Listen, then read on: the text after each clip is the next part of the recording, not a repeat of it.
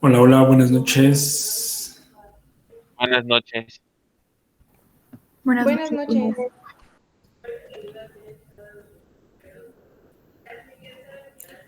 ¿Qué onda? ¿Cómo están? ¿Fueron a la escuela o por qué esa Bien, confusión del gracias. salón? Algunos, Ah, ok, con razón. ¿A qué materia fueron? Buenas noches. ¿A qué materia fueron? Fuimos a histología, profe. ¿Histología les están dando presencial? Órale, ¿y eso? Dio la opción de que podían ir a tomar la presencial, pero bueno, solo fueron unos pocos. Ah, ok, ¿y cómo eligieron quién iba? Los que pueden. Ah, O sea que es opcional, pues. O sea, no está dando lo obligatorio. Según es opcional. Ajá, según. ok. ¿Quién les da esto?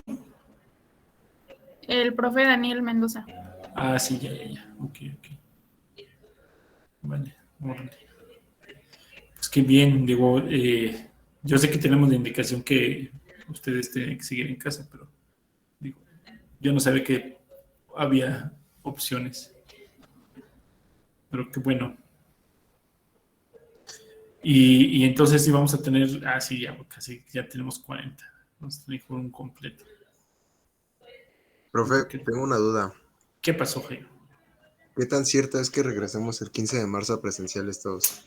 ¿Cómo crees? Me voy enterando, Ah, ¿en serio? ¿No te sabías lo qué? juro. Ah, bueno, No, pues le paso el chisme. Ah, no es cierto. órale.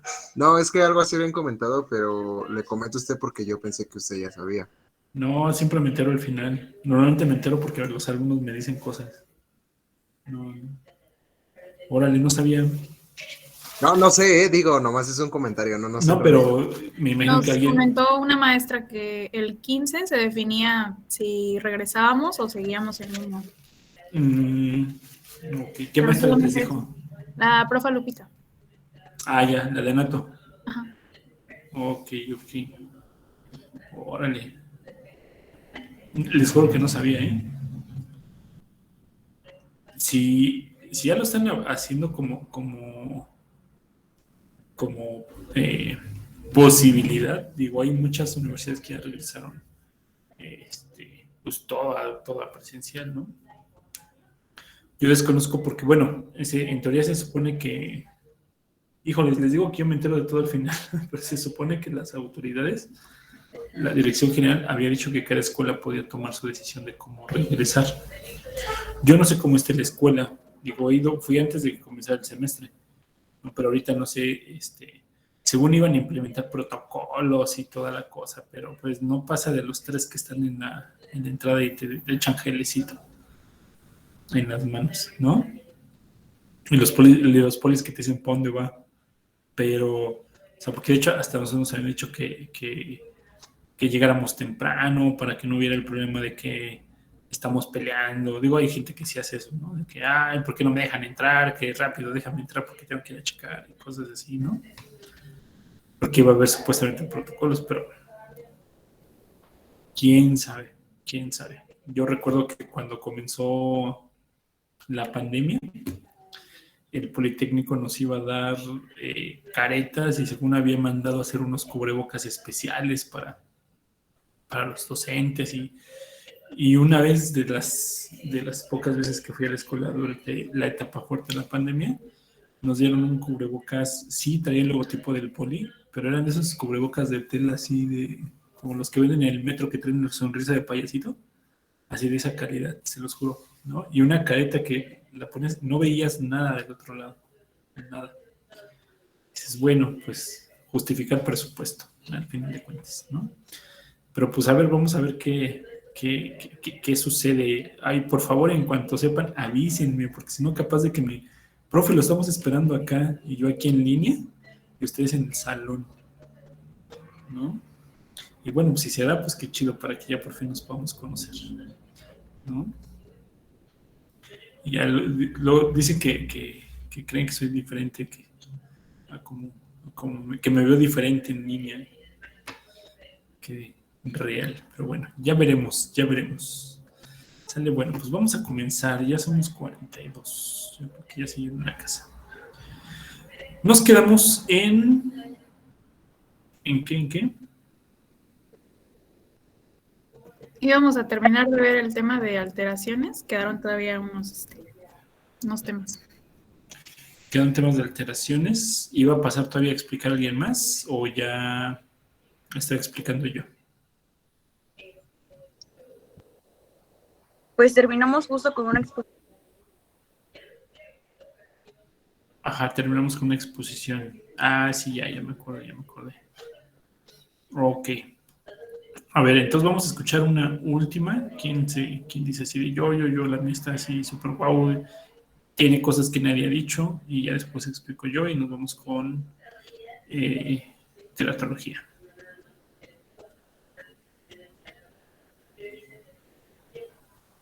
¿Nadie? Nadie quiere presumir su presentación. Pues yo agregué como que síntomas de los síndromes, como un poco de citogenética y el síndrome de Catch, que creo que nadie ha hablado de ese. A ver, María.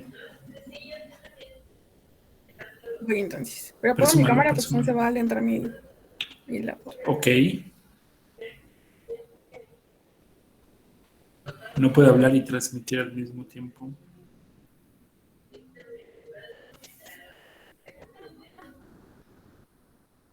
¿Y Anato sí la están tomando en línea o también la están tomando en presencial? En línea también. En línea, pero el 28 nos citó, el 28 de marzo, nos citó para algunas prácticas. Ah, ok, qué padre. Profe, ¿con usted no vamos a tener práctica? Mira, lo que yo les comentaba es que la realidad es de que las prácticas de laboratorio en embriología son muy... Híjoles, la verdad es que son muy X. Tenemos, o sea, sí hemos tenido prácticas, bueno, cuando era presencial sí teníamos prácticas de laboratorio, pero haz de cuenta, por ejemplo, la práctica número 1 es de observación de histología de testículo fetal y testículo de adulto. La realidad es que solamente hay una laminilla de testículo fetal y a los alumnos les prestan solamente laminillas de testículos de adulto. Entonces, yo les proyecto en pantalla el testículo fetal, pero pues no tienen ustedes cada quien en su microscopio testículos fetales, solamente son de adulto. Y con el ovario fetal sucede lo mismo. ¿Cuáles son las prácticas padres? Placenta, macroscópica y microscópica, espermatoidoscopía, porque vemos cómo se mueven los espermatozoides y hacemos revisión de espermatozoides, y cordón umbilical. Y ya, ¿no? Pero esas no las podemos hacer porque finalmente, ahorita, porque es tejido humano, ¿no? Y pues no se puede trabajar con tejidos humanos ahorita, a menos que todos quieran asumir los riesgos, ¿no? Pero yo recuerdo que la indicación que nos dieron es que no trabajamos con tejido humano, ¿no? Ni semen ni placenta se puede trabajar. Ese sería como el pequeño problema. Pero todas las demás, las laminillas histológicas que tenemos son de adulto, ¿no? Yo tengo ovario, hígado fetal, ya anda por ahí una laminilla de columna vertebral igual fetal, ¿no? Pero la verdad es de que no hay mucho material. Entonces, si se trabaja por imágenes, pues igual las podemos hacer aquí en línea, ¿no? Dice Yaritzi. Ok, Yaritzi.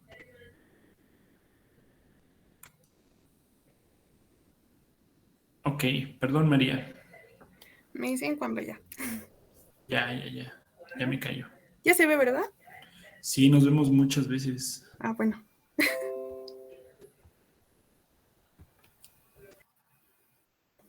Ok, pues vamos a retomar el tema de alteraciones cromosómicas. Lo que decía que yo agregué es que me gustó un poco como la forma en la que se obtiene los cromosomas para su análisis. Me pareció interesante saber eso. Bueno, ya sabemos que la citogenética es la rama que estudia los cromosomas, sus propiedades, así como las alteraciones. Y la forma en la que se obtiene es que primero se hace un crecimiento mitótico de las células de cualquier origen de tejido Después se detiene el ciclo celular en metafase justamente y se usa colchicina, que es un fármaco antimitótico, que hace casi el efecto de que para el crecimiento en metafase, así como nos había mencionado el profe que separaba en algunos como cromosomas sexuales. Así se detiene justamente donde se rompe el uso mitótico de los microfilamentos.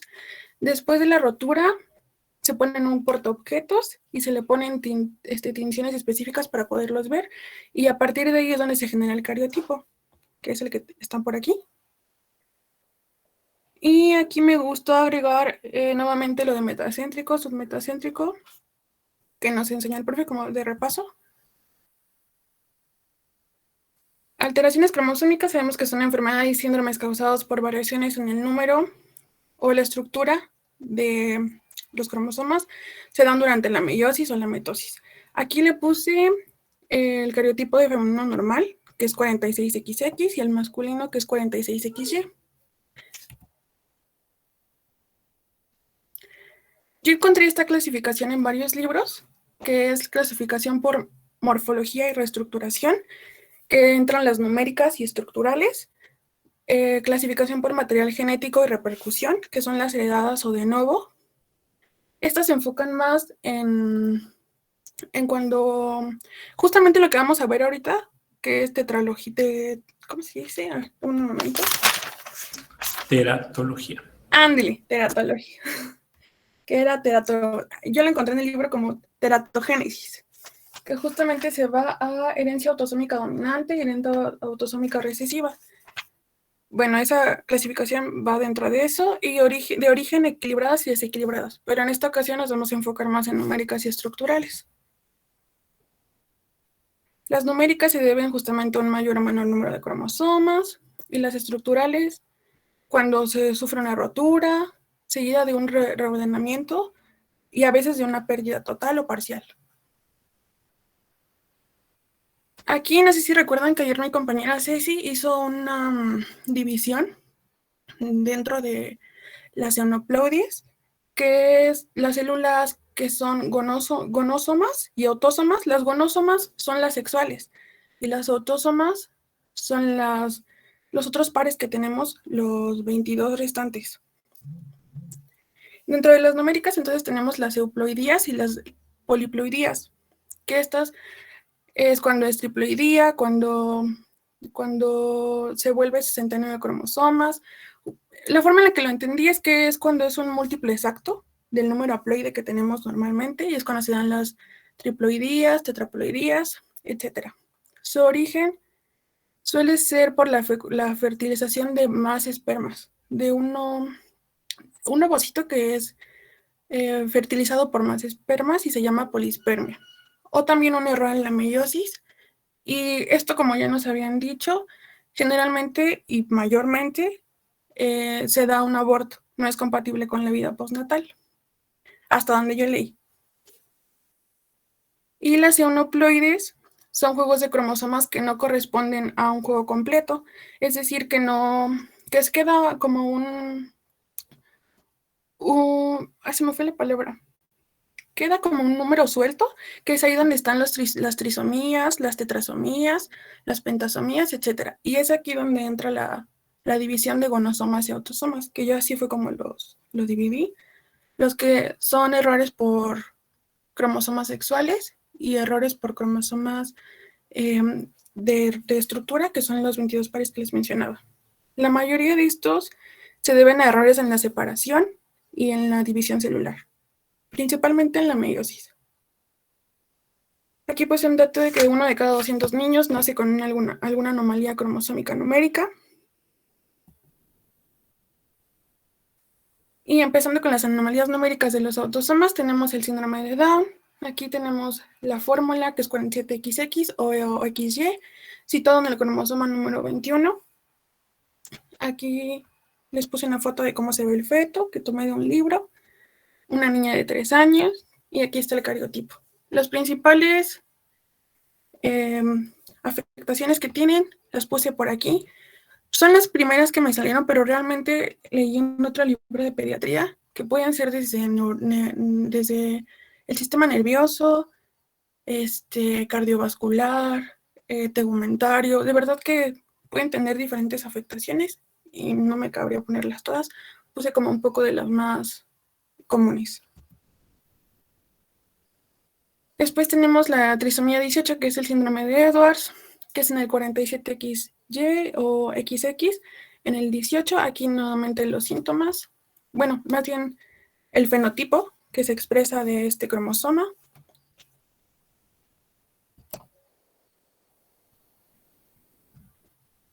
En la trisomía 13, que es el síndrome de Patau, que es 47XX o XY en el cromosoma 13. Igual aquí el cariotipo, una foto de un bebé de 3 meses y el fenotipo. Y aquí entran las anomalías numéricas de los cromosomas, que serían los cromosomas sexuales. Aquí tenemos el síndrome de Turner, que es 45X, que afecta a mujeres, pero ayer platicábamos que también hay un caso de un hombre, entonces yo no le cambié porque lo dejé así, lo encontré así, que solo afectaba a mujeres. Aquí está el cariotipo.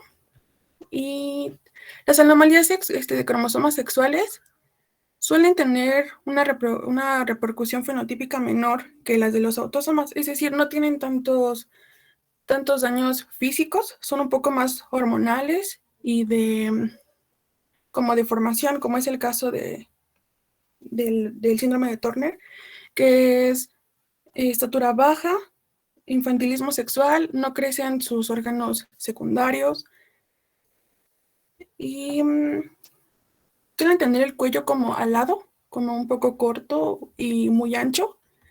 También tenemos el síndrome de Klinefelter, que es 47XXY. Este se presenta en varones con hipogonadismo. Son varones estériles. El 10% de los varones estériles que hay corresponden a este síndrome. Suelen tener estatura elevada, hipoplastia testicular, ya que no se desarrollan correctamente. Puede ser tratado con hormonas para llevar una vida un poco más normal, pero fuera de eso no tienen como alguna otra manifestación grave, como es el caso de los trastornos, síndromes anteriores que vimos que tienen cardiopatías y malformaciones. El síndrome del Y, que es 47X2Y, son pacientes generalmente altos con problemas de aprendizaje. Regularmente los estudios revelan que fue en la meiosis donde se origina. Afecta a 1 de cada 1000 varones recién nacidos y la mayoría no presenta alguna característica alterada ni problemas médicos. Solo se dan cuenta que lo tienen hasta que se hacen un estudio de cariotipo. El síndrome de triple X, 47XX, también se ha encontrado 48 4X, 49 5X, tienen cocientes de inteligencia entre 50 y 70%, y cerca del 75% de los casos suelen ser fértiles. Y pasamos a las anomalías estructurales. La mayoría de las anomalías que se presentan suelen ser reparadas mediante recombinación, y algunas, las que no son reparadas, pues dan lugar a una alteración cromosómica. Yo encontré estas, que es translocación, que se divide en recíproca y robertsoniana, inversión, que es paracéntrica y hipericéntrica, inserción, deleción, anillo, isocromosoma, pero hay muchísimas más, como microdeleciones, deleciones subteloméricas, cromosoma, marcador, rotura, y dentro de estas se dividen en equilibradas y desequilibradas. En las equilibradas significa que no tienen ganancia ni pérdida de material, son translocaciones de inversiones. Y aquí tenemos la primera, que es justo inversión. Puse estos gráficos porque se me hizo como más fácil de entender. Los tomé del libro de Arteaga. Justo aquí te muestran la inversión, cómo es que se cambia solamente y se rota a 180 grados. A diferencia de la robertsoniana, que si se dan cuenta, cambia una parte, la pasa al siguiente cromosoma, pero en un par. Y aquí es 1 a 1, que es cromosoma homólogo, y en el siguiente lo hace en un par. En la imagen se puede apreciar mejor. y la translocación recíproca, que es simplemente intercambiar pares. Después tenemos las desequilibradas, que aquí sí hay una pérdida de material genético y también una ganancia. En la de lesión se pierde una parte del cromosoma y puede resultar una monosomía. Es aquí donde se da el síndrome de Catch-22, porque se hace una microdeleción. Más adelante les voy a mostrar lo que es el síndrome de Catch. En la duplicación es un reordenamiento que implica una ganancia de material. Aquí, si se dan cuenta, se copia lo mismo y se aumenta en el siguiente cromosoma. El isocromosoma, a este le falta uno de sus brazos, se duplica.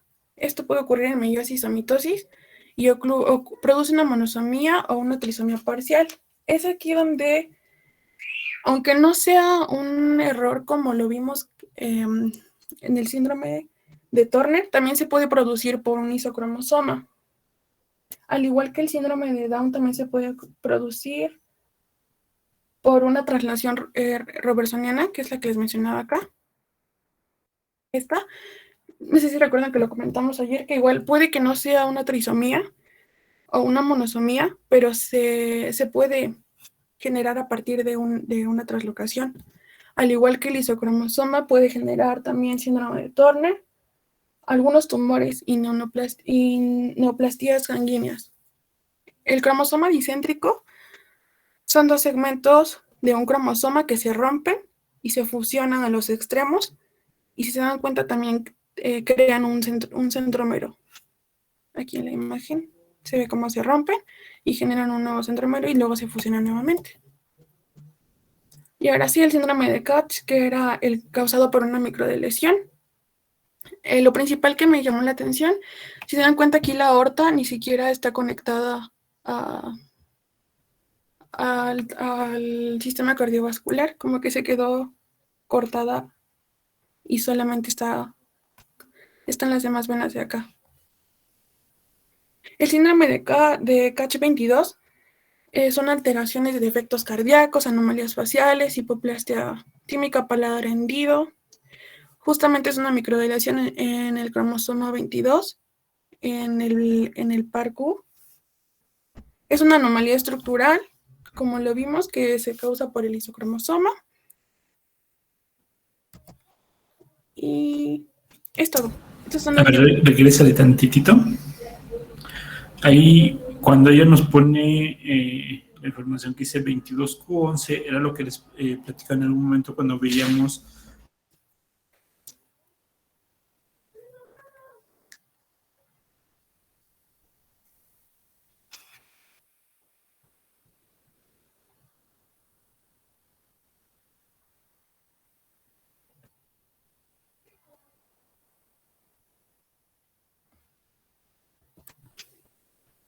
¿Sí me están escuchando?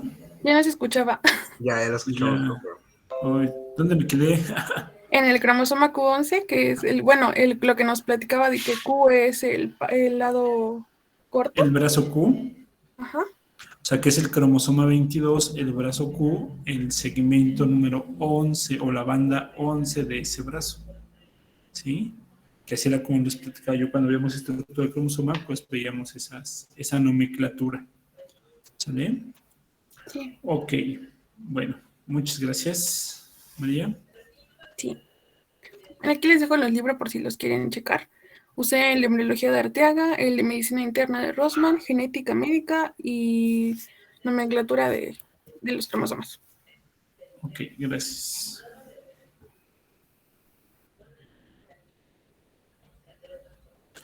Les expliqué ayer sobre mosaicismo cromosómico.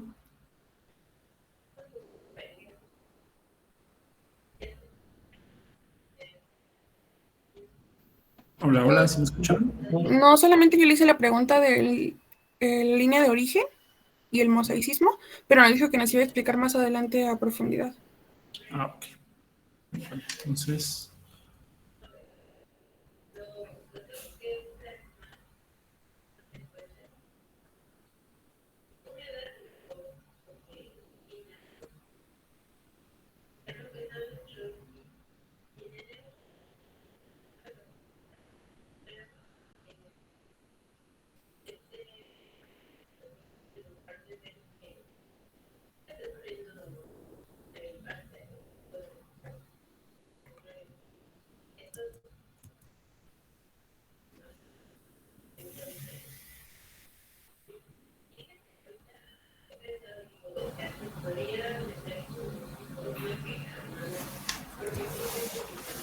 Ok, pues vamos a partir entonces de esto que nosotros en algún momento habíamos hablado, acerca de la cantidad de cromosomas, la forma, de acuerdo a su clasificación, decíamos que se pueden clasificar por la posición del centrómero, se iban a clasificar también por su tamaño, ¿sí? Y entonces, algo que nos han repetido es de que hay cromosomas que se llaman autosomas, que van a codificar para toda la estructura corporal y que vamos a tener un par que van a codificar para estructuras sexuales. Y lo que nos han dicho, tenemos alteraciones numéricas y alteraciones estructurales. Dentro de las numéricas, euploidías, euploidías son paquetes cromosómicos completos. Por eso, lo que nos habían dicho, que ahorita también María nos comentaba, pues hacen referencia a un número par de la cantidad de cromosomas que son, es decir, 2N, ¿no es cierto? Aquí, euploidías, paquetes cromosómicos completos. Entonces, de 2N, que era diploide, tendríamos 3N, 4N, etcétera, etcétera, etcétera. ¿Sí? Estas no son compatibles con la vida. Podemos tener embarazos con estas características cromosomas, pero son organismos que no terminan de desarrollarse y terminan abortando. Pueden abortar dentro de las primeras semanas de gestación o pueden tardar un poco más, pero al final estos organismos no son compatibles con la vida por la cantidad de ADN que presentan. ¿Sí? Ahora, ¿cómo se originan estos? Bueno, pues puede suceder que tenemos, por ejemplo, un esperma, aquí es un ovocito, que va a llegar su espermatozoide y en teoría tendría que ser o generar un organismo 2N, ¿no? Pero ¿qué pasaría, por ejemplo, si a este ovocito le llegan 2 espermatozoides o 3 espermatozoides?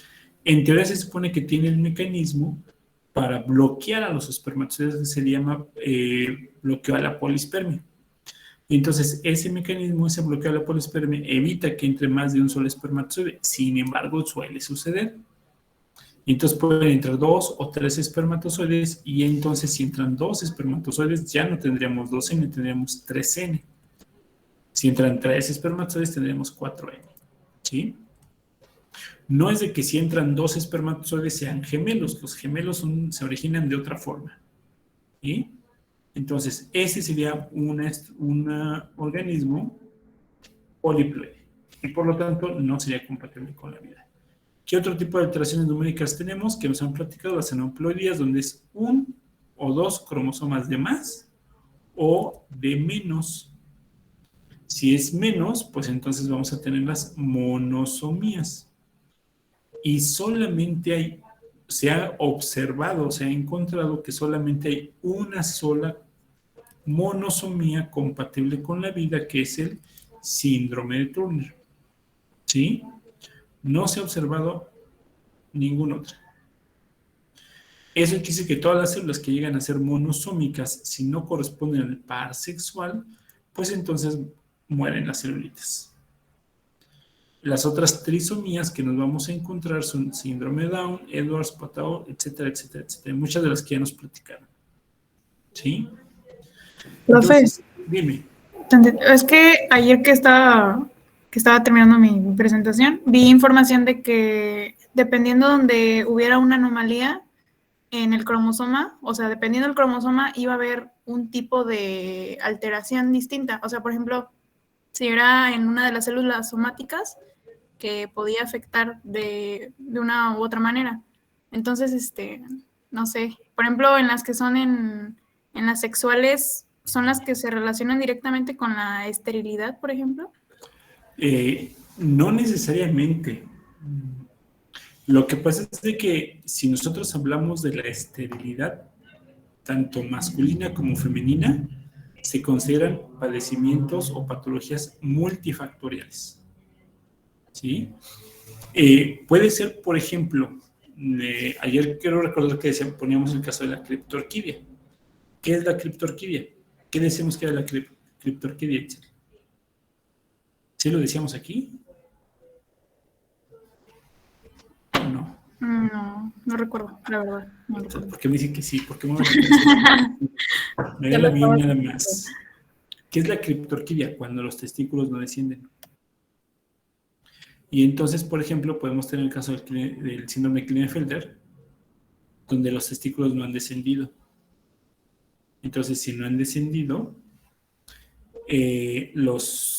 la espermatogénesis, la producción de los espermatozoides, necesita una temperatura 2 grados por debajo de la temperatura corporal. ¿Sí? ¿No? ¿Eso no lo comentamos ayer? Sí, ya me acordé, Sí, ¿no? Sí, ya. Y decíamos que por eso era la forma del escroto, ¿no? Me acuerdo justamente por ese comentario. Y por eso se hacían chiquitos cuando hace frío. No se hacen chiquitos, porque no cambian de tamaño, se Ok. contraen o se retraen. ¿Sale? El escroto se retrae. ¿Sale? Entonces, no se meta la idea de la cabeza que se hacen chiquitos porque no se hacen chiquitos, tampoco se hacen grandes. ¿Sí? Cuando hace calor se distiende y entonces se baja. ¿Sí? Ok, entonces la criptorquidia es cuando los testículos se quedaron en la zona abdominal y no descendieron al escroto. Entonces, como están a temperatura corporal, pues ya no hay producción de espermatozoides. Eso genera infertilidad. ¿Qué otras cosas pueden suceder? Se llama ilienización de los túbulos seminíferos, de los tubos deferentes, ¿sí? Es decir, los espermatozoides salen del testículo, llegan al epididimo, del epididimo bajan a la cola del epididimo, o lo que se le llama como el conducto deferente, y después del conducto deferente en la eyaculación van a la uretra. Entonces, imagínense que puede haber demasiada grasa en ese conducto, alrededor de ese conducto, que lo presiona y lo cierra. Entonces, el hombre puede intenta eyacular tantas veces o eyacular, pero los espermatozoides se quedan atorados ahí. No salen espermatozoides. Y entonces, el hombre es infértil. ¿Qué otra cosa puede suceder? Perdón. ¿Es referente a la infertilidad masculina? Sí. A ver. Bueno, yo sabía que hay algunos hombres que cuando nacen, pues sí los pueden operar como para que desciendan los testículos. O sea, ¿eso también quiere decir que van a ser infértiles? Hay que ver qué es lo que está generando que no hayan descendido los testículos, porque se supone en teoría que cuando nacen, cuando se hacen las revisiones pediátricas, el pediatra siempre está revisando que los testículos hayan bajado. Hay una alteración que se le llama el testículo retráctil. Entonces, hay ocasiones en las que el testículo puede subir y puede bajar, puede estar ausente de la bolsa escrotal o puede bajar a la bolsa escrotal. Y entonces, ¿qué es lo que se hace? No es que se le saquen del abdomen y se coloquen en la bolsita, ¿no? Sino que más bien, eso quiere decir que hay una ligera apertura en el tejido inguinal y entonces eso hace que el testículo suba y se coloque ahí. Entonces se debe tener mucho cuidado porque si no regresa, se queda ahí y eso puede generar infertilidad, ¿no? Entonces se baja o si ya está abajo, se cierra la bolsita inguinal y ya no regresa. ¿Sale? Ahora, si es que hay una criptorquidia, pues se tendría que revisar qué es lo que genera una criptorquidia, porque normalmente la criptorquidia nunca viene sola. Siempre hay otras alteraciones, como cuáles, pues puede ser el síndrome de Klinefelter, puede ser una disgenesia gonadal, ¿sí? Puede ser una alteración en la formación de la misma gonada que genere que no haya un descenso de los testículos, que no solamente es eso, sino que hay otras cosas. ¿Qué otra cosa puede suceder? Que no se haya desarrollado completamente los genitales externos, ¿sí? Entonces va a haber muchas cosas que pueden generar que los testículos no desciendan, pero no es un padecimiento solito, ¿sí? ¿Qué otras cosas pueden generar infertilidad masculina? Puede ser una alimentación muy baja en zinc o con zinc ausente, y entonces eso va a generar que los espermatozoides no formen correctamente el citoesqueleto del acrosoma. Puede suceder que haya un consumo de alcohol o de drogas que esté generando que los espermatozoides se rompan o se separen la cabecita de las colas. Que por alguna radiación, algún golpe, tampoco los espermatozoides se puedan desplazar. Hay ocasiones en las que se hace la observación al microscopio de los espermatozoides, se van a observar muy poco móviles, ¿sí? O hay una poca producción de espermatozoides. O la morfología de los espermatozoides es muy irregular. Y entonces vamos a tener espermatozoides con alteraciones en su configuración. ¿Qué otra cosa puede pasar? ¿No? Decimos que haya poquitos, que el pH esté alterando la producción de espermatozoides y entonces los espermatozoides salen muertos. Y si no era suficiente, ¿no? Hay un gen que va a codificar para la estructura del citoesqueleto del acrosoma.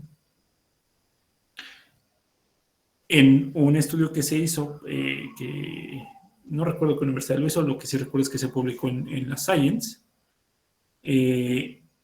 Ahorita me dices que entiendes por eso, cuál es el concepto de eso, ¿vale? Espérame tanto. Entonces, hay un artículo de la Science, que creo que también tengo por ahí, que habla acerca de que cuando se hace el estudio del acrosoma, se encuentra que hay un gen que codifica para el citoesqueleto de ese acrosoma. Sabemos, y si no sabemos, bueno, esa es la noticia de hoy, que el acrosoma es fundamental para que se lleve a cabo la fecundación. Si tenemos espermatozoides sin acrosoma, no se puede fecundar. Porque el acrosoma es la conexión con el ovocito. ¿Qué es lo que, dónde se conecta con el ovocito? Con la zona pelúcida. Acrosoma del espermatozoide, zona pelúcida del ovocito, se conectan y eso le va a permitir al espermatozoide ingresar al interior del ovocito. Si ese acrosoma no está, puede haber millones de espermatozoides, que normalmente hay miles, de espermatozoides con una buena movilidad, con una buena morfología, pero no hay acrosoma, entonces no entran. Entonces, en ese estudio se dieron cuenta que hay un gen que codifica para la formación del citoesqueleto del acrosoma, y si no está ese gen o está dañado, el citoesqueleto no se modifica. Adiós fecundación. Entonces, hay un montón de cosas que van a generar la infertilidad masculina. Y hasta el final te mencioné una que tenía que ver con un gen dañado, que estaría en un cromosoma. ¿Sí? En el caso de las mujeres, igual, hay muchas cosas que pueden generar la infertilidad femenina. ¿Cuáles pueden ser esas? Alteraciones hormonales. Porque las alteraciones hormonales también pueden tener diferentes fuentes, diferentes causas. Alimentación, puede ver también, tiene que ver con un entorno social, por ejemplo, si hay ansiedad, si hay depresión, también puede llegar a afectar la menstruación. También entran las enfermedades de transmisión sexual, ¿no? Enfermedades de transmisión sexual. ¿Qué otras cosas? También muchos anticonceptivos, ¿no? También. El uso de anticonceptivos, ¿sí? ¿Qué más puede suceder? Que haya endometriosis. La endometriosis es tejido endometrial que crece demasiado y que no se elimina como debería de eliminarse.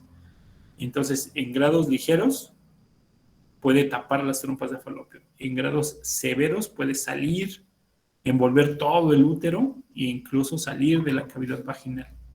¿Sí? Entonces, esa es otra alteración. ¿Qué otra cosa puede haber? Pues que no haya una menstruación porque no se desarrolló completamente el útero. Los factores externos también nos mencionó, ¿verdad? Ajá, ¿sí? ¿Qué otra cosa puede suceder? Que los ovarios estén poliquísticos, es decir, que no están liberando los ovocitos. Y eso no son factores por alteraciones en la estructura del cromosoma en etapa embrionaria, sino tiene que ver más con cuestiones de la etapa donde se encuentra la mujer. ¿Sí? Puede que haya miomas uterinos y entonces eso también puede llegar a generar alteraciones para que no se desarrolle ahí un embrioncito. Puede haber un tumor en el cerebro, el famoso síndrome de la silla turca vacía, que altera la hipófisis y por lo tanto no hay menstruación.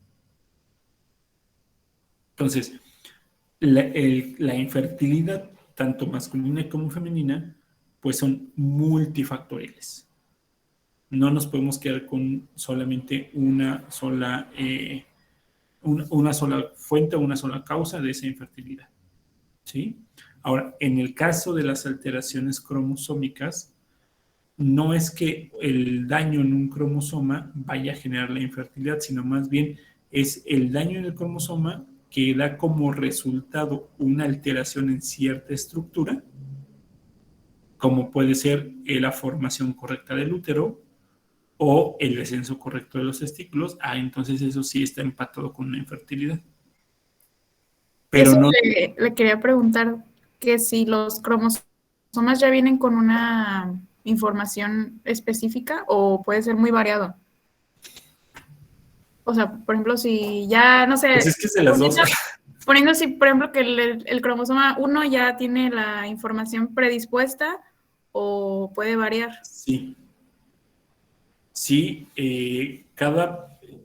a partir del estudio del cariotipo humano, del proyecto Genoma Humano, no cariotipo, Genoma Humano, ahorita me explicas, María, tranquila. A partir del proyecto del Genoma Humano se pudo conocer la información que contiene cada uno de los cromosomas, cada uno de los segmentos del ADN. Entonces, nosotros podríamos decir que la verdad es que no me lo sé, no te puedo decir, el cromosoma 1 codifica para el brazo derecho, el cromosoma 2 para el brazo izquierdo, el cromosoma 3 para el abdomen. No, pero sí más o menos se puede entender que la información va por ahí. Es decir, lo que codifica el brazo 1, el cromosoma 1, no lo vamos a encontrar en el cromosoma 7 o en el cromosoma 22. ¿Sí? O sea, sí son muy específica el tipo de información. Ahora dices tú, la puede tener variada, por eso decía, sí puede ser de las dos. La puede tener variada, sí. Por ejemplo, podemos tener que en un cromosoma puede estar la información para formar un ojo y para el color del ojo y puede tener 7 colores diferentes. ¿Sí? Puede tener ojos de diferentes formas. Bueno, sabemos que el ojo es así en forma de esfera, pero me refiero a si es rasgado, si es grande, si es pequeño, ¿bien? Si va a estar acompañado por una uniceja o por cejas independientes, ¿sí? O sea, a eso es con lo que me refiero, que puede tener información variada, pero todo está exactamente localizada en un cromosoma en específico. Por eso cuando María nos proyectaba el caso del síndrome, que decía, yo les comentaba en otra clase este punto, que era 22q11. ¿Qué quiere decir eso? Pues que ya se sabe exactamente dónde está el gen dañado, ya se sabe en qué cromosoma y en qué segmento. ¿Sí? Okay. Sí, profe. A ver, ahora sí, María, a ver, échame ese conceptito. ¿Qué entiendes tú por hipersexualidad? ¿O qué es lo que encontraste por hipersexualidad? Pues es que a mí me gusta el chisme. Y el primo de un amigo una vez dijo que tenía una condición que se llamaba hipersexualidad, que era pues básicamente adicción al sexo, ya fuera con personas o a la masturbación. Y decía que por eso es que era infértil, o sea que por eso no podía tener hijos.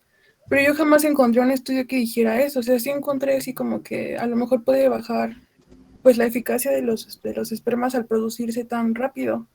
Pero no se me causó duda si es real que sí causa fertilidad o no. Sí, por eso primero preguntaba que qué era lo que tú entendías o conocías por hipersexualidad, ¿no? Porque a lo mejor podemos entender cosas diferentes. Mira, cuando en clases presenciales hacemos la práctica de espermatobioscopía, ¿sí? Normalmente les pedimos a los compañeritos que donen muestras de semen.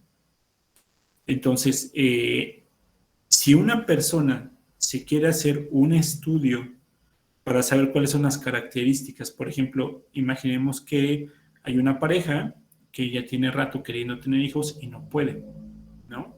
Lo básico es que deben de tener por lo menos 6 meses intentando y que dentro de esos 6 meses no pueden tener hijos siendo pareja primeriza, ¿sí? O cosa diferente, alguien que ya tuvo hijos y que después quiere volver a tener hijos y no se está quedando embarazada, entonces el tratamiento es ligeramente diferente. Pues supongamos que es una pareja que ya quiere tener hijos, que ya tiene más de 6 meses y no. Y entonces el hombre dice, antes de llevarte a un estudio, yo me voy a hacer primero el estudio del semen, a ver si no soy yo el que estoy mal antes de empezar a cotizar otras cosas. Y entonces se hace un estudio que se llama espermatobioscopía o espermiograma, ¿sí? Y entonces en ese estudio se va a observar si hay espermatozoides, la cantidad de espermatozoides que hay. De hecho, ya hay maquinitas que le pones así la gotita y te da así como ticket, como cuando se iban a pesar y les daba un ticket hasta del horóscopo, les diría ahí.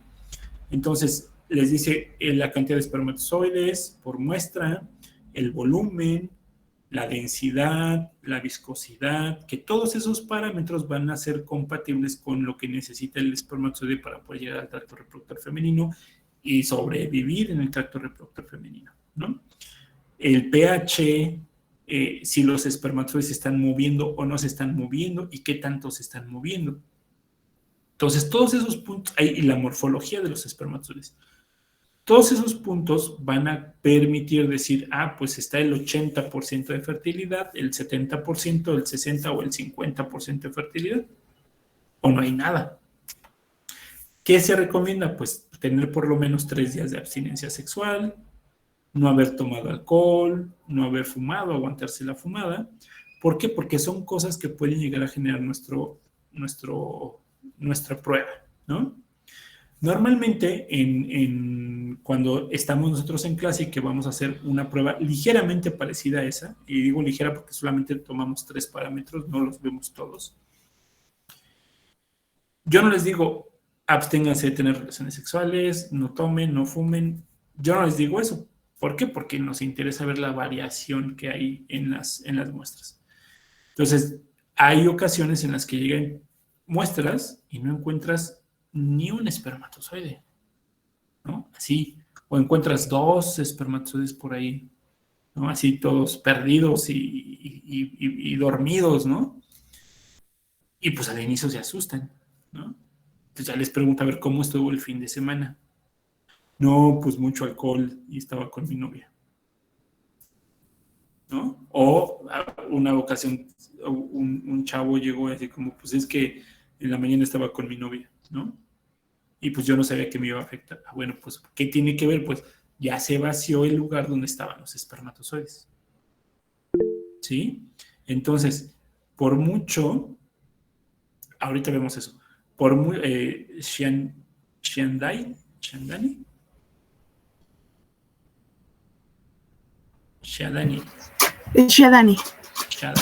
ok, ahorita tomamos ese punto, ¿no? Entonces, por mucho que se masturbe, por mucho que tenga relaciones sexuales, la producción de espermatozoides siempre va a ser la misma. Siempre va a ser la misma. ¿Sí? No es porque se masturbe los espermatozoides se van a producir más rápido. Ándale, que necesita más espermatozoides. No sucede así. ¿Sale? Entonces, sí puede tener una condición emocional o psicológica, porque no es una condición fisiológica, puede tener una condición psicológica y que necesite, ¿no? Demasiado sexo, estarse masturbando o estar teniendo, porque esa es otra cosa. O sea, el hecho de que esté teniendo sexo y que esté masturbándose muchas veces no necesariamente está implicando orgasmos, ¿no? Esas son 2 cosas diferentes. La eyaculación no son orgasmos. Muchos hombres asocian el orgasmo con la eyaculación, pues son 2 cosas diferentes. Se puede eyacular sin orgasmos y se puede orgasmar sin eyaculación. ¿Sale? Entonces son 2 cosas diferentes. Entonces, la persona, el primo de tu amigo o el amigo de tu primo, ¿no? No necesariamente está teniendo placer. Esa es una condición emocional, ¿sí? Psicológica. Ahora, con esto, nosotros vamos que la producción de espermatozoides puede llegar a ser continua, pero no da tiempo de que se junten los espermatozoides suficientes para que en una muestra salga. ¿Sí? Se tendría que hacer una prueba, para corroborar que es infértil. Ahora, otra cosa, ¿sí? Ya nos marcaron que nos quedan 10 minutitos. Ahorita les mando el otro corte. otra cosa, ¿no? El hecho de que haya espermatozoides que se estén moviendo bien no necesariamente es una correlación de fertilidad.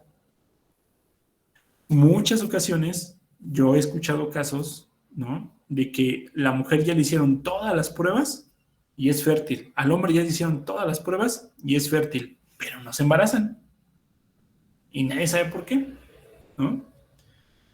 Hay un estudio que nadie hace que se llama reacción acrosomal.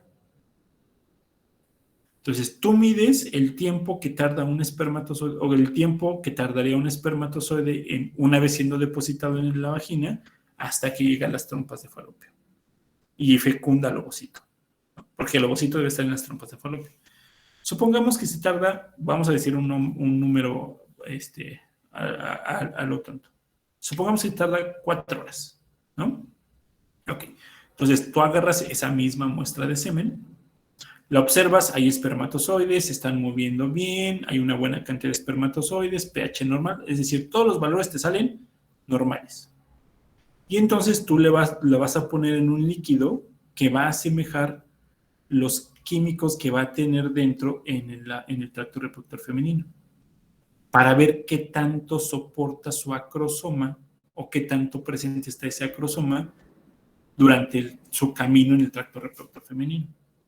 Entonces dices, ok, dura 4 horas, ¿no? Entonces, yo voy a hacer una toma de esa muestra, agarro la muestra, un botecito con sus 20 o con sus 5 mililitros, le revuelvo el caldo nutritivo y lo dejo reposar, obviamente en calorcito, porque si no se mantiene en calor, los espermatozoides se mueren. Entonces los ponemos ahí en calorcito. Entonces, cuando recién termino de mezclar, agarro una muestra, la pongo al microscopio, le pongo tinción y busco sus acrosomas. Ahí están sus capuchoncitos ahí bien puestos, ¿no? A la hora, hago otra observación, a la hora, a las 2 horas, a las 3 horas y a las 4 horas. Y entonces, en teoría, todo este momento, los espermatozoides tendrían que seguir teniendo su acrosoma. A lo mejor algunos los van perdiendo en el camino, ¿sí? Pero a la última hora, en la última toma, todos los espermatozoides tendrían que haber perdido su acrosoma. ¿Qué sucede si te encuentras con que a la segunda hora, el 50% de los espermatozoides ya perdieron su acrosoma? O que a la cuarta hora, el 90% de los espermatozoides siguen teniendo su acrosoma. Pues pueden estar vivitos, pueden estar bien moviditos, puede haber los suficientes, pero no están perdiendo su acrosoma. ¿Por qué? Porque el citoesqueleto que va a configurar el acrosoma puede tener un daño. Como les decía hace ratito, hay un artículo que habla acerca de un gen que codifica para que ese citoesqueleto se modifique, ¿sí? Entonces, si el citoesqueleto no se modificó lo que se tendría que modificar, el acrosoma sigue intacto y no se pierde. O si se modificó antes de llegar a la zona pelúcida, pues van a llegar todos los espermatozoides sin acrosoma. Entonces, ¿quién va a fecundar? Nadie. Porque ya nadie llega con su acrosoma, ¿sí? Entonces, esa prueba casi nadie la hace. Y entonces están busque, gaste. Y la prueba puede solucionarse o el padecimiento puede solucionarse con otras pruebas, ¿no? Profe, No te entendí, Andy. ¿Cómo dijo que se llamaba el estudio? Reacción acrosomal. Profe, Perdón. yo le quería comentar algo. Mira, ¿qué yo te en la parece prepa- si, espérenme tantito, mando el nuevo código para que no nos corte? ¿Sí? Sí. Vale, profe. Bien. A ver. ¿Qué pasó, Jairo? ¿Qué es eso?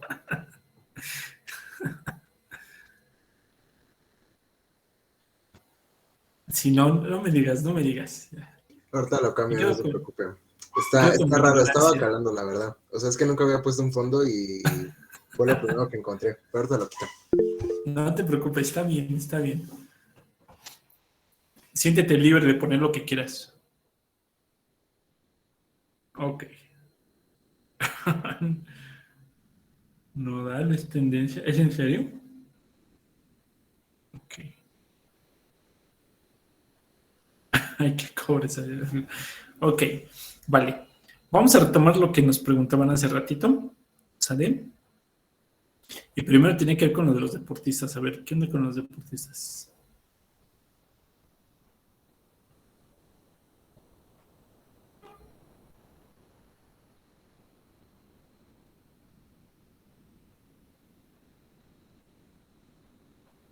Habían ¿Sale? preguntado que si los deportistas de alto rendimiento podían sufrir de infertilidad a largo plazo. Pues. Ay, sí, perdón, es que mi computadora se trabó. No te preocupes. A ver. Sí, esa era mi duda. Bueno, es que al menos en las mujeres, en las deportistas, se presenta que tienen ausencia de la menstruación. Entonces, ¿eso puede afectarles de alguna forma a largo plazo?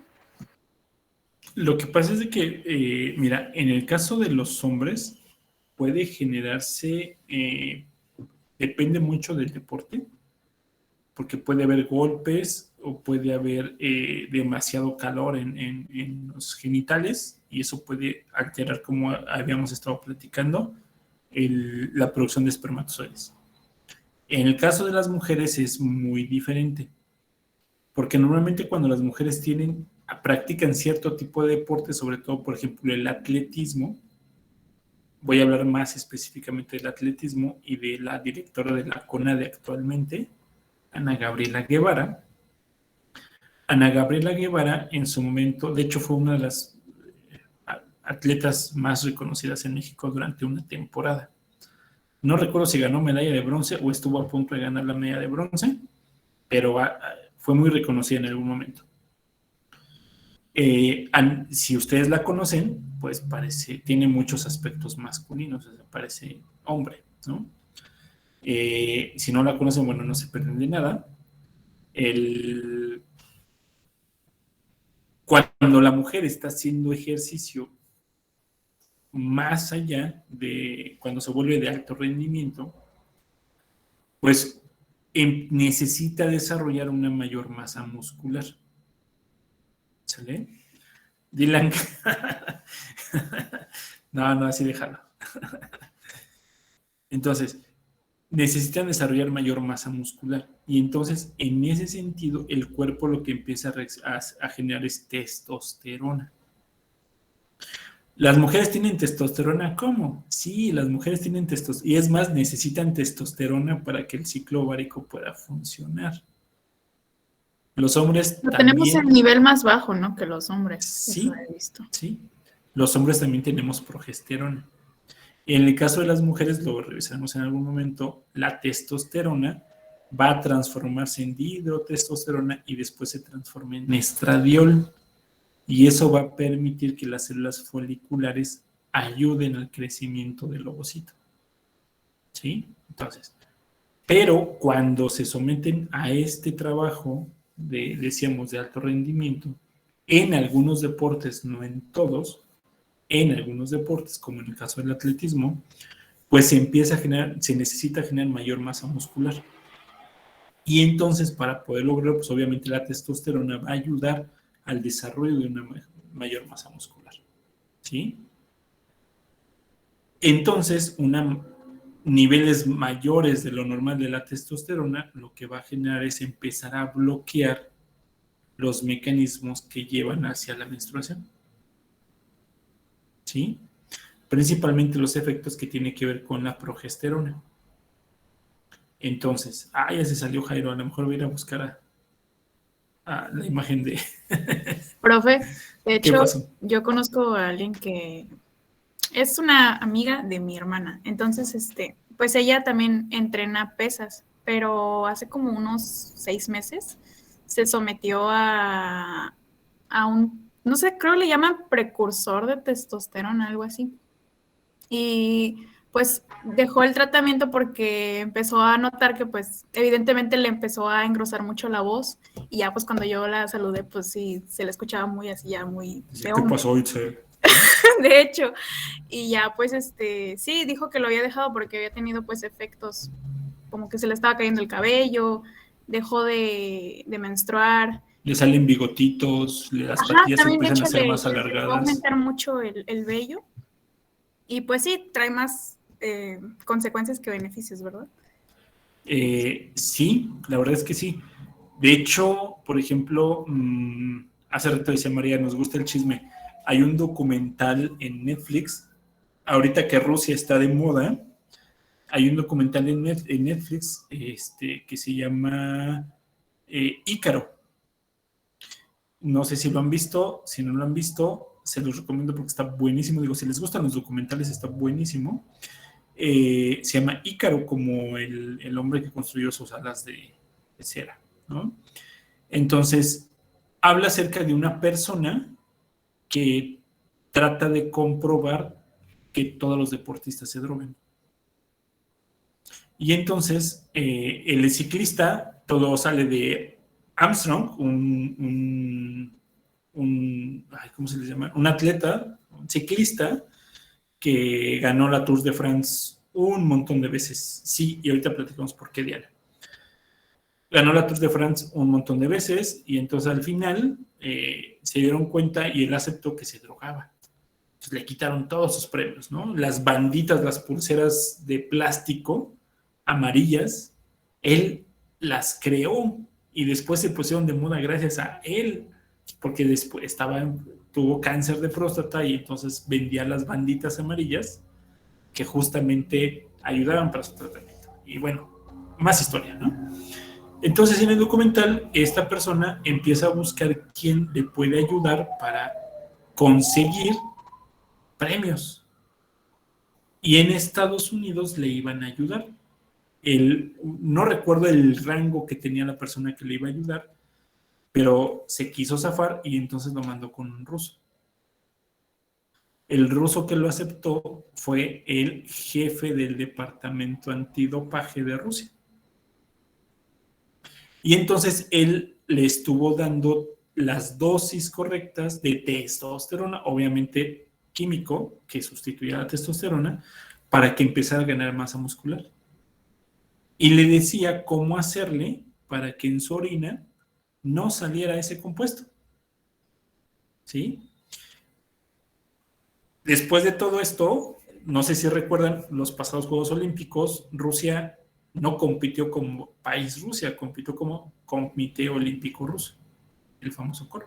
¿Por qué? Porque se destapó toda una mafia de dopaje de los atletas rusos, que muchos de los atletas ni siquiera sabían, pero que aparentemente todo venía programado desde el nivel de Putin. ¿Sí? Bueno, entonces, ¿a qué voy? Bueno, que se le da medicamento, bases de testosterona para aumentar la masa muscular. En el caso de las personas que hacen deporte de alto rendimiento, por eso decía no todos, pero sí algunos, ahorita nos platicaban de las pesas, ¿sí? Halterofilia, creo que se llama la disciplina. Entonces, hay que generar una mayor masa muscular. ¿Cómo se puede obtener eso? Con testosterona. Por eso, de forma normal, la estructura corporal de los hombres llega a ser más muscular o más musculosa que la estructura corporal de las mujeres, por la testosterona, porque si nos vamos a los procesos evolutivos, no es machismo, si nos vamos a los procesos evolutivos, normalmente las mujeres eran las que se quedaban a criar, a cultivar, y los hombres salían a conseguir las presas y la alimentación, ¿sí? Este tiene un trasfondo evolutivo. Ahora, si una mujer empieza con ese proceso, pues obviamente la testosterona va a actuar bloqueando los receptores de la progesterona y por lo tanto, pues no se lleva a cabo la menstruación, ¿sí? O sea, es un mecanismo más complejo, pero a final de cuentas eso sucede. Alteraciones hormonales. Y ya volviendo un poquito a lo de la esterilidad, también agregó lo de los anabólicos, que hay también deportistas que usan anabólicos y también puede ser como un factor, ¿no? Sí, porque finalmente, recuerden cuando alteramos las hormonas en la mujer, lo primero que empata es en la menstruación y después en las emociones. ¿Sí? Entonces, ¿a qué me refiero? Que de repente pueden estar muy tristes, que de repente pueden estar como en este proceso como incluso hasta de depresión, y tiene que ver con cambios hormonales también. ¿Sí? Muchas veces los cambios hormonales pueden ser dentro del periodo o pueden ser por otras situaciones. Una mujer, por ejemplo, que entra en un conflicto de alimentación, como por ejemplo la anorexia, empata en las hormonas, ¿sí? Y genera que no haya menstruación. ¿Sí? Por eso el caso de la mujer también en la infertilidad, pues hablamos de que puede ser multifactoriales. ¿Sí? Y ahorita que nos ponían el hipotiroidismo, sí, ¿por qué? Porque finalmente la tiroides puede tener un efecto en el tipo de hormonas que se pueden estar sintetizando en el hipotálamo o en la hipófisis. ¿Vale? Ok. ¿Qué otra cosa nos preguntaban hace ratito que ya no se quedó? Que ya no se quedó registrado en este chat. ¿Quién era? Yaritzi. ¿Qué nos ibas a decir, Yaritzi?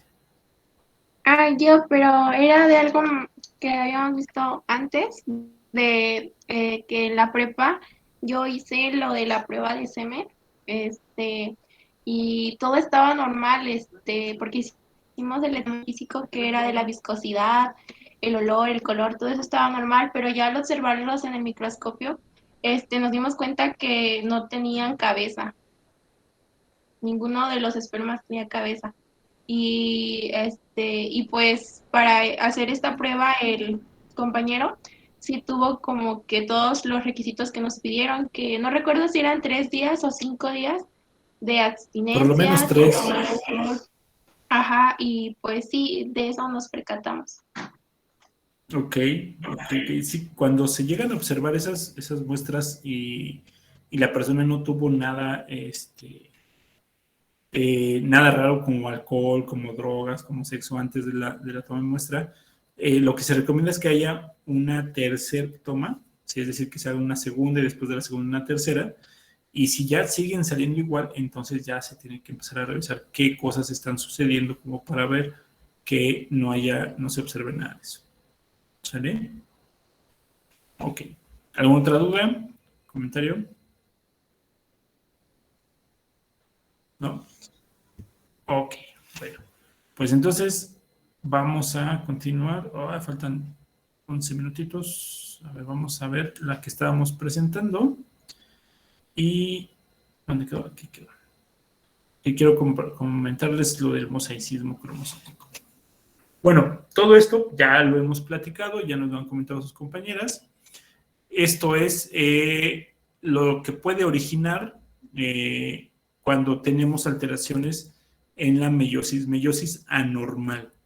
¿Qué es lo que nos podemos encontrar? Bueno, esto es una meiosis normal, cromosoma sin color femenino, cromosoma con color masculino.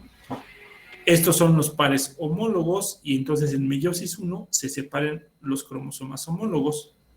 Meiosis 2, cada cromosoma va a dejar a su cromatida hermana. ¿Qué sucede cuál es el efecto si tenemos una no disyunción en meiosis 1? Bueno, que los cromosomas homólogos no se separen. Puede ser del par sexual o de cualquier otro par.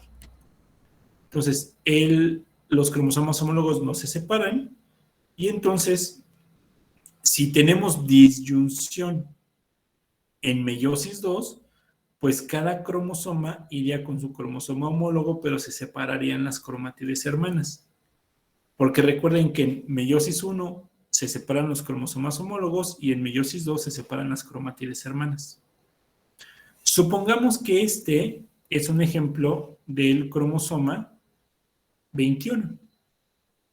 Entonces, supongamos que estos son espermatozoides. Entonces aquí tenemos espermatozoides. Si un ovocito es normal y llega y lo fecunda pues va a tener un embrioncito con una monosomía en el par 21. ¿Qué síndrome va a originar eso? El síndrome de Down. No, El de Turner. no. Tache, les voy a poner tache. ¿Dónde han estado en todos estos días de explicación? No escuché bien qué pregunta hizo, profe, perdón. ¿Qué pasó, Marlon? No escuché bien la pregunta, ¿cuál fue la que hizo? A ver, ahí va. Si estamos hablando que este es el par 21, este es un espermatozoide y se va, estos son espermatozoides y entonces este tiene monosomía en el par 21, va y fecunda a un ovocito normal, ¿qué síndrome se genera? Estoy igual con el de Down. Pero eso es trisomía, así que monosomía no es. Tendría que leer más de síndromes, porque es una monosomía. ¿No es el síndrome que nos dijo que no encontramos? No. Híjole, no. Híjole, les voy a poner tachezote a todo el grupo sobre Pues es que casi exámenes. todos son letales, Es decir, Andrea, que no se tiene registro. que no hay ninguno, el organismo no se desarrolla. ¿Por qué? Bueno, por ahí va. Por allí va, Andrea, Porque sí, todas son salvaste a tu euploidías, grupo. ¿no? ¿Perdón? Porque esas ya son euploidías. Porque es una monosomía en un par no sexual y dijimos que la única monosomía compatible con la vida era el síndrome de Turner. Entonces, si nos encontramos una monosomía en cualquier otro par, no es compatible con la vida. ¿Sí? Cayeron en el truco más barato de los profesores, así del engaño. ¿Sí? Hasta que era la chafaldrana esa. A ver. Preguntas capciosas, pues así se las van a encontrar en el ENAD, en el examen de ENAD. ¿Sí? Entonces, si nosotros hablamos de monosomías, la única compatible con la vida es Turner. Turner, ¿sale? ¿Qué pasa si nos encontramos una monosomía en el par 21? No es compatible con la vida. A este sí, 1, 2 y el del ovocito, aquí sí tendríamos una trisomía. ¿Sí? Aquí sí tendríamos una trisomía. ¿De acuerdo?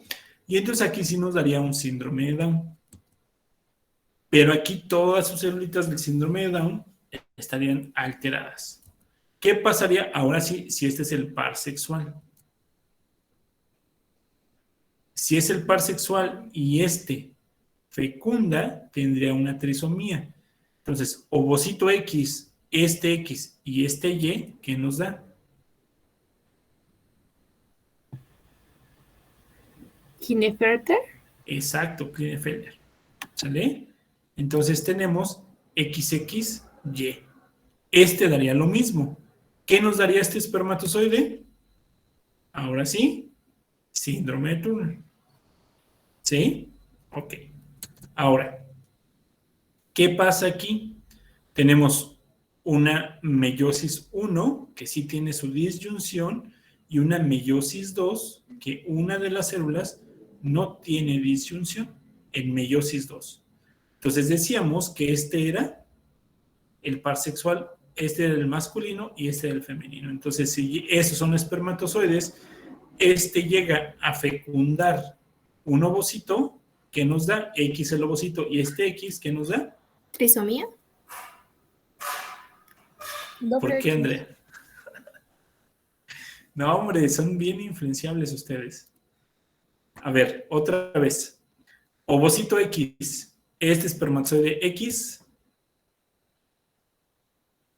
¿qué nos da? Algo normal. Algo normal, pero ¿qué es?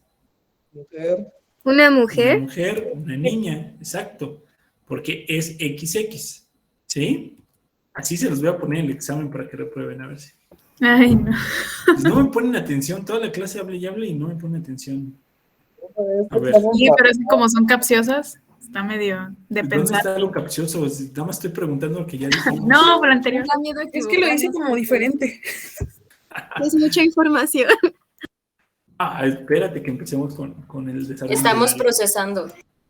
Es que el profe pregunta como si dijera el color negro es blanco y hace dudar un poco.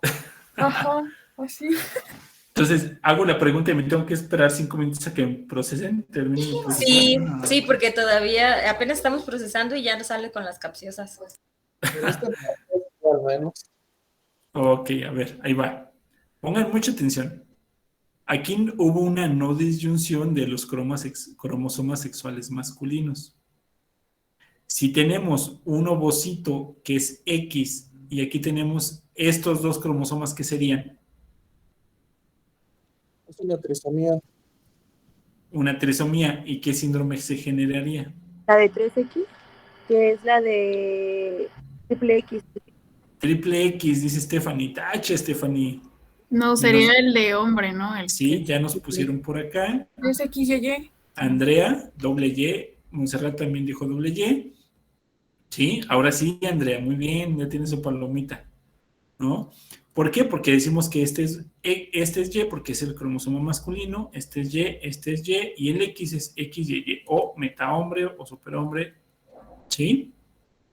Entonces, estas son las diferentes alteraciones que nos puede dar las anomalías en la meiosis. Esto, si nosotros estamos hablando del par sexual, podremos estar hablando del par 21, del par 15, del 18, del 13, ¿sí? Entonces, hay alteraciones que van a ser compatibles con la vida y alteraciones que no van a ser compatibles con la vida. Ahora, mosaicismo cromosómico. ¿Qué es el mosaicismo cromosómico? ¿Qué es un mosaico? Un mosaico es una figura donde que se forma esta figura a partir de un montón de cubitos de diferentes colores. ¿Sí?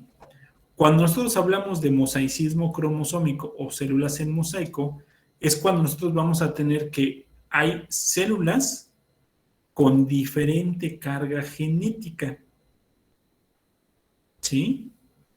Entonces, en el mosaicismo cromosómico nosotros vamos a tener células con diferente carga genética. ¿Cómo se da eso? Durante la mitosis. ¿Por qué mitosis? Porque ya sucede durante el desarrollo embrionario. No sucede en la formación de los gametos. ¿Sí?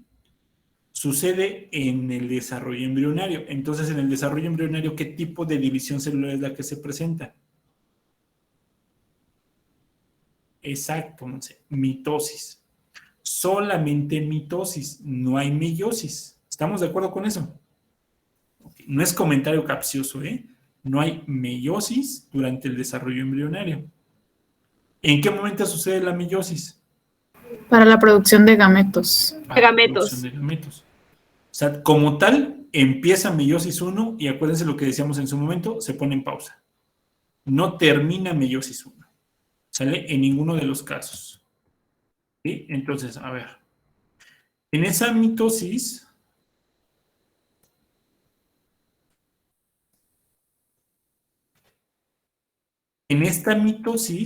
nosotros vemos lo siguiente. La célula se divide, genera dos células idénticas.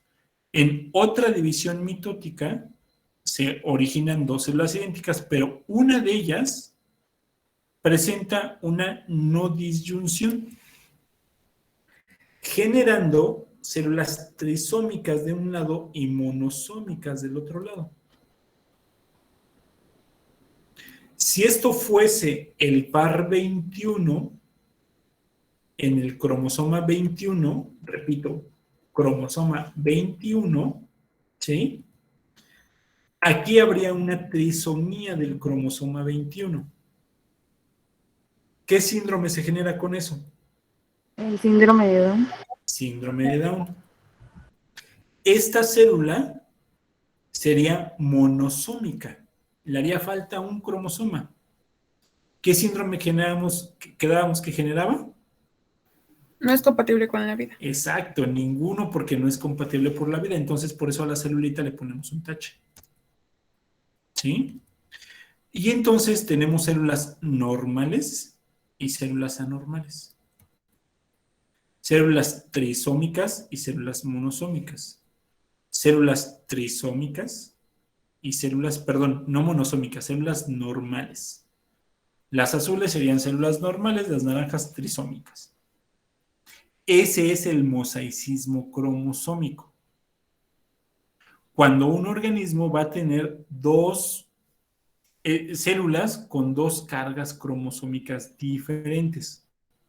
No estamos hablando que una carga cromosómica sea XX y otra carga cromosómica sea XY. ¿Sí? Esa es otra cosa. Se llama quimerismo sexual eso. ¿Sí? Pero eso ya es otra cosa. Mosaicismo cromosómico tiene dos cargas en cuanto a la cantidad. Uno con 46 normal y otro con 47. O con 45 en el caso del síndrome de Turner. ¿Sí? Entonces, nosotros vamos a tener que hay síndromes que pueden presentar mosaicismo cromosómico. Y si revisamos bien, pues la mitad o una parte importante de sus células son normales y las otras células están alteradas. Entonces tenemos síndrome de Down, donde todas sus células están alteradas, y síndrome de Down, donde algunas de sus células están alteradas y otras no. Fenotípicamente, ¿cómo los vamos a notar? Pues personas, síndrome de Down son idénticos, pero las personas que presentan mosaicismo cromosómico son más sociables. Su retraso mental es menor. Pueden trabajar. Hay actores con síndrome de Down. ¿El mosaicismo depende de qué tan funcional sea una persona con una trisomía? Exacto. O con una monosomía. ¿Sí? ¿Por qué digo eso de la monosomía? Porque hay un artículo por ahí que habla acerca de una mujer que tiene síndrome de Turner, que se le dio terapia hormonal y que pudo tener un hijo a término, un embarazo a término. Pero tenía mosaicismo cromosómico. Entonces, hace rato decíamos, cuando nos ponían síndrome de Edwards, normalmente los niños con síndrome de Edwards tienen poca probabilidad de vida. Ah, pero nos ponían un niño como de 7 años. Ah, pues porque tiene mosaicismo cromosómico. Había un niño de Patau, que los niños con síndrome de Patau también no es compatible con la vida. Pero había un niño que tenía como 6 años, la foto que nos puso María. Ah, porque tiene mosaicismo cromosómico. Entonces, podemos tener mosaicismo cromosómico en síndrome de Turner, síndrome de Edwards, síndrome de Patau, síndrome de Klinefelter o el de hembra supermacho. Podemos tener esos mosaicismos cromosómicos. ¿Sí? Y eso obviamente va a disminuir la afectación que tenga en el organismo. Dice, ¿en el mosaicismo el daño es parcial? Sí. Pero sí hay daño. ¿Sale? Entonces, profe, ¿el mosaicismo es exclusivamente de las alteraciones numéricas? Exactamente. Okay. Son numéricas, no estructurales.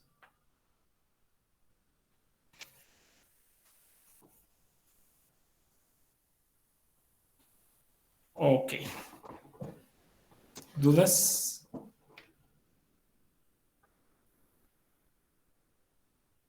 Entonces, cuando la afectación es en la línea directa, como le preguntaba, es ahí el mosaicismo cuando... lineal o línea directa es porque sucede esto, pero en las células germinales. ¿Sí? Lo que les decía yo hace ratito, cuando se está formando el embrioncito, en la gastrulación, las células que van a dar origen a las células germinales se salen. Se sigue formando el ovocito, se forma la gónada, y las células germinales regresan a la gónada. Estas todo el tiempo están en mitosis, pero no es una mitosis a la par de lo que está sucediendo aquí adentro. Entonces, cuando regresan, ya pudieron haber regresado con esa alteración mitótica del mosaicismo, pero solamente suceden en las células germinales. Nosotros podríamos decir que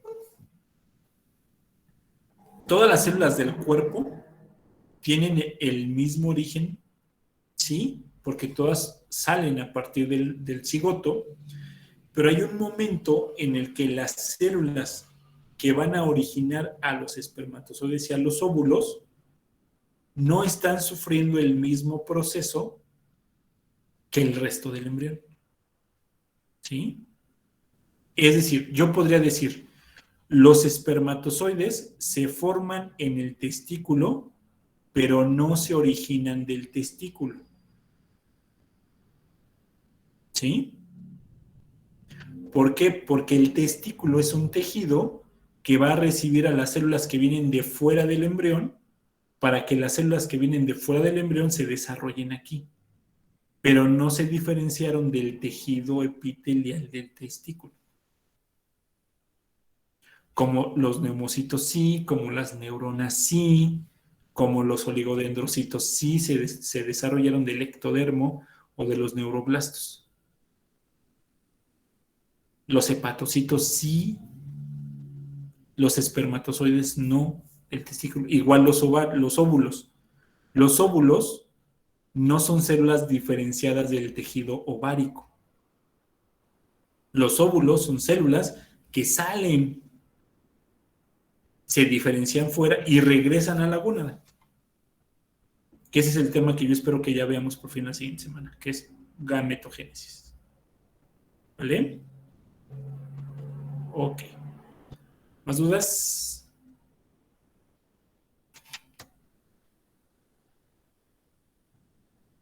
No. Bueno, si no hay más dudas, nos vemos entonces la siguiente semanita con teratología y yo espero que ya por fin gametogénesis. ¿Sale? Gracias, profe. Gracias, profe. Gracias. Gracias. Gracias. Gracias.